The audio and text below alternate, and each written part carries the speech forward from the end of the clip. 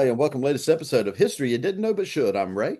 And I'm Chris. And Chris, we're going back to 1968, and we're going to be looking at the election and some of the stuff that happened in the year of 1968. And I have written down on one of my notes, Chris, that 1968 was a year of turmoil. And I'm thinking, you know what? I think every year of my life since at least 2000 has been a year of turmoil. Remember that song? You remember the classic rock song, You Ain't Seen Nothing Yet. Yeah. Well, 1968, it truly was a pivotal moment in American history. It was a significant turning point. You're looking at political, social, cultural landscape, turmoil, upheaval, country grappling with war and social unrest and deepening divisions. If I just listed that sentence and I didn't put a year to it, a lot of people would say, well, that is 2025 Mhm. and not 1968, because there's a lot of similarities between those two years. The only thing different being that it's not a presidential election cycle in 2025. But what we are seeing is that there is growing social unrest, there is deepening divisions among racial, generational, and just societal lines. And this is just me, even though I guess you would say a non-election year, basically. This year, this moment, just like 1968, truly is shaping the course of American history for decades to come, and even culture, because you talk about 1968 as a season of council culture, and so is 2025. Yeah, and 2020 blah, blah, blah.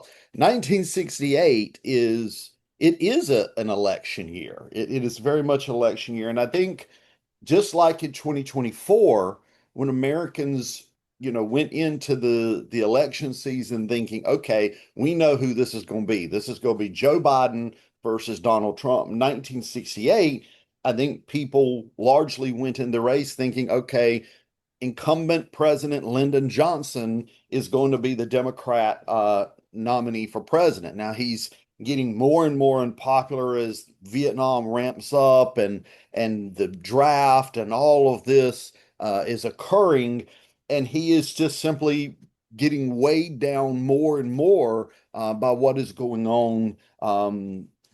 Overseas in Vietnam, but also here on college campuses. As you remember, Chris, not saying you were alive in 1968, neither one of No, I us. wasn't. But as college students, university students protesting the draft, protesting the war.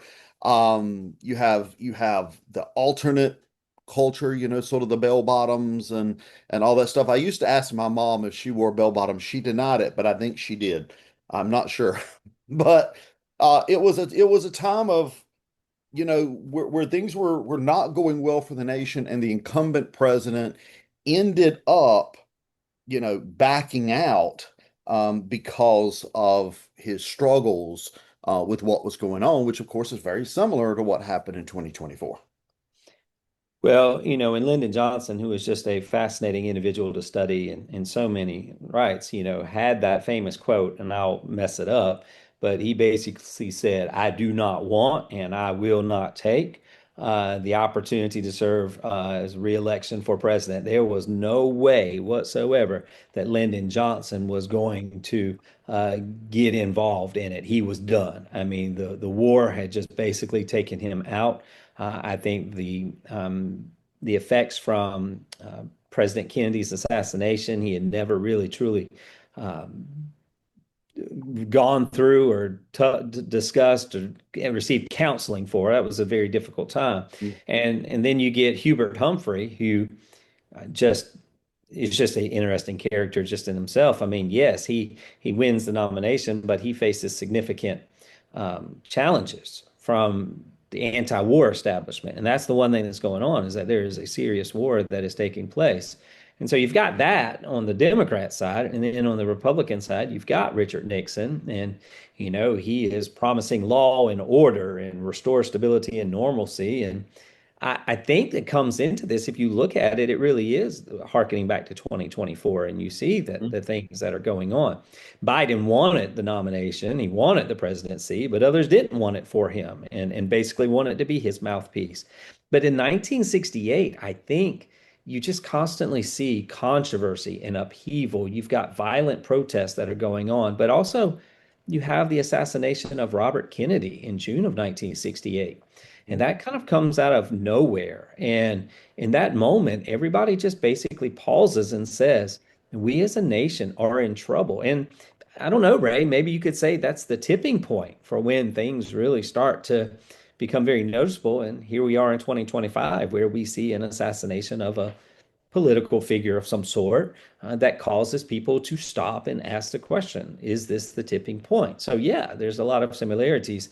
And 1968 is something that really lives in history because with all the promises of restoring American greatness and really encouraging that we would become united as one, the reality is 1968 didn't really lead to that hope. No, and you mentioned the assassination of RFK there in June. I think it was June 6, 1968, there in Los Angeles. He's on the campaign trail. When Lyndon Johnson jumps out of the race, I think he jumps out of the race, what was it, in March of 1968. Um, Kennedy emerges as sort of the major contender, maybe, to be the Democrat nominee for president. But of course, Kennedy wasn't the first major political assassination that year. Back in April, Martin Luther King, he had been assassinated then. So you had two major political assassinations in the span of just a few months. And of course, you were talking about LBJ there. And LBJ, he's weird because I sometimes tell people, when it comes to presidents and history, I'm all about the early folks. But LBJ is one of those people that just sparks my interest for some reason. And people sometimes look at me about why LBJ, and I just don't know. He could be crude, he could be rude, and he could literally and in every other way be in your face about an issue. But he was an effective president in some ways. You had the civil rights movement, that he was really pushing civil rights legislation through Congress.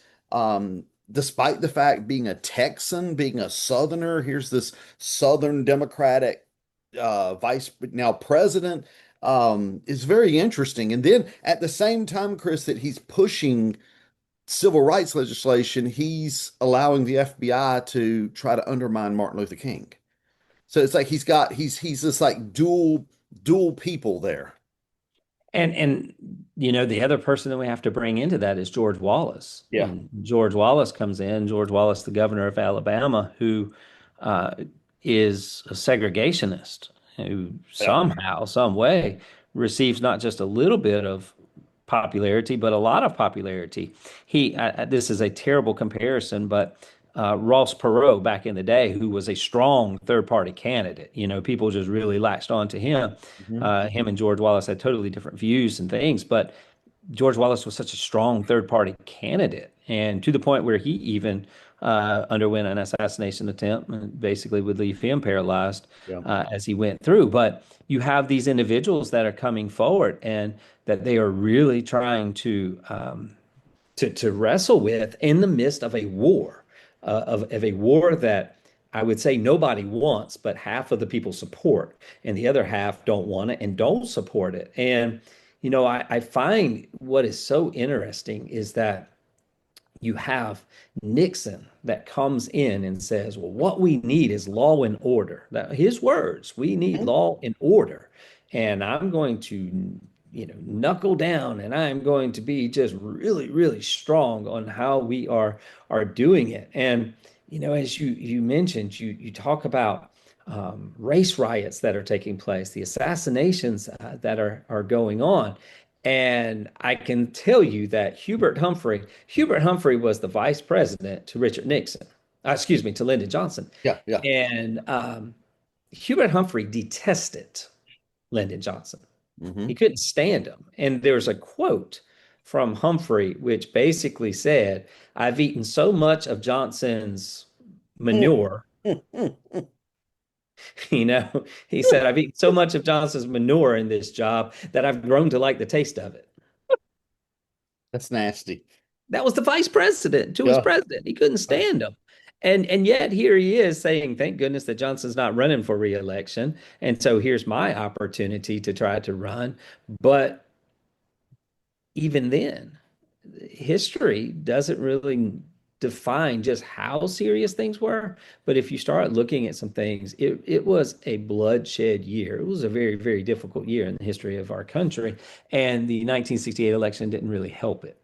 No, and if you look at the DNC convention in Chicago in 1968, there was division inside the hall as Hubert Humphrey is ultimately nominated to be the nominee for the party.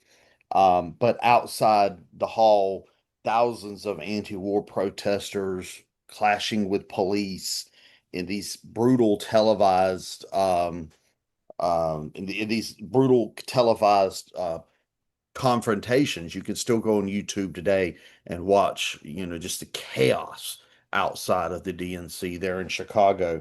And the Republicans, you talk about Nixon, he didn't have much struggle to get the Republican nomination. And then you had the third party, Alabama Governor George Wallace, who, as you mentioned, did suffer an assassination attempt. But at the end of the day, Chris, as we all know, history knows Richard Nixon is going to win the 1968 presidential election. He and Hubert Humphrey tie in the popular vote. Richard Nixon, I think, gets 31.8% to Hubert Humphrey's 31.3%, and George Wallace gets around 13 to 14%. But in the electoral college, which of course is ultimately what elects the president, um, the Nixon wins handily over Hubert Humphrey. And I mean, you think about how this all comes into play, but you start to see that the Democratic Party during this time is basically losing its identity. Yeah. They are having a hard time. I mean, you have the president and the vice president who are basically not on speaking terms. It is interesting to me that the Reverend Billy Graham plays a role in this in some communications. You know, Billy Graham, the famous Baptist evangelist, was very heavily involved with all of the presidents. And there is a conversation that takes place between Graham and Johnson in which Johnson basically says, I really like Nixon. I think Nixon's a pretty good guy. And, I might be interested in taking a cabinet position if Nixon wins this election, basically turning on his own party, basically turning on Hubert Humphrey. And I just think that if you look at 1968 and the struggle with the Democratic Party then, you kind of see some of the same thing that's going on in today's society in which the Democratic Party is having such difficulty getting established. Go back to 1968, right? The reason that George Wallace has so much popularity is because white Southerners did not like the direction that the Democratic Party was taking, whether it regarded civil rights or things of that nature. And so that basically allows George Wallace to kind of come in and to attract votes. His goal was to attract votes that would have gone to Nixon, which is kind of how Nixon only wins with 43%, because I think if you take George Wallace out of the picture, Nixon probably wins pretty convincingly. And so that does show the power of a third party, but I think it also shows that there is a lot of uncertainty that old appeals may not always work.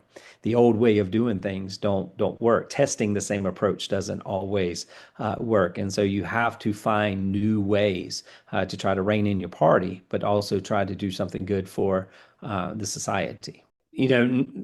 Graham enjoyed relationships with all four of the people that were involved in the 68 campaign. He was there with Johnson, Humphrey, Nixon, and Wallace, even though he, in the public eye, said that he remained a neutral. He was not interested in going.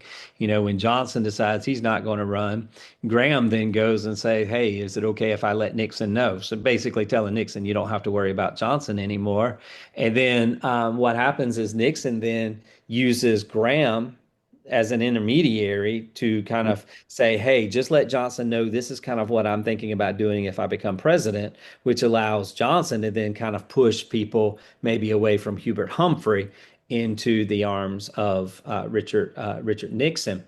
But there's also the thing that uh, I think it was at the Democratic National Convention that you mentioned in Chicago, in which Graham goes and talks the governor of Texas out of being Humphrey's running mate, and says, "Hey, if you stay away from the election, I think I can get you in with Richard Nixon." And so you see all of this happening with Reverend Billy Graham, who has been instrumental in many different ways to all of the presidents. So I think it does show the religious aspect that brings into politics. Interesting. Once again, 2025, the religious aspect that is now being brought into politics. Ray, it's history you didn't know but should, and that is this: presidential elections or just presidential leadership always sways through societal upheavals as it relates to culture, to speech, but most importantly, to religion, because religion impacts culture, religion impacts speech. And so you see in 1968 that there are people who are leaning on what is being said and what is being done. There were riots in 1967 and 1968 in Detroit and in Chicago and in those areas.